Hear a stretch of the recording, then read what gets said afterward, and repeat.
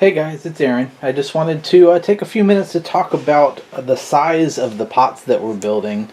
Frequently, when we have, when we're building our own bonsai pots, we're trying to build pots that are going to serve a particular need for us, and sometimes that involves a tree that needs a pot of a particular size. But you really need to think about a few things when you're striving for that type of goal, because clay, when we're building ceramic pots ourselves, shrinks, and we need to think a little bit about that. You may have watched the video that is posted of when I built this particular pot. This is in fact the same pot built during that video, and it's just air dry. But you recall that I made this with a paper template. Well, the paper template is here, which is the template, the very same template that I used, and I want to just look at these to think about the size a little bit. You might be able to see already that it's shrunk a bit. So the paper template, if I measure this outer edge of the curve to get the largest measurement of this particular template, we're looking at 18 inches, or about 46 centimeters.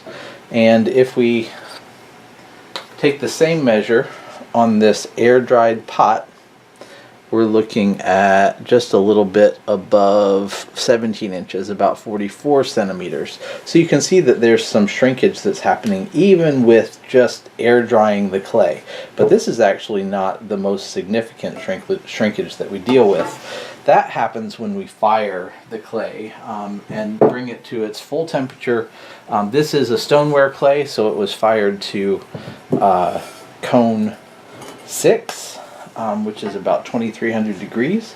And you can see probably already that this seems a bit smaller. And indeed, taking the same measurement, it's only about 16 inches, or about 40.5 centimeters. So pretty significant shrinkage. It shrank a full 2 inches from the 18 inches of the wet clay that was cut with the template down to 16 inches. And so you run that math, and it's just about 12% shrinkage. And that's something that you really need to think about. If you are going for a pot that's going to be 18 inches in the end, obviously you would need to do some math and figure out exactly how large that pot would have to be. So I hope that that's useful to think about. Each type of clay body will have a particular shrinkage rate, and you should be able to look that up with information about the clay.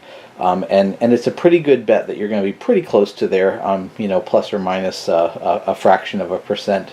They're usually given in a percentage of shrinkage, say 11, 12, 13 percent is a pretty good bet of the range that you're going to be dealing with. So take that into consideration as you build your bonsai pots, and good luck.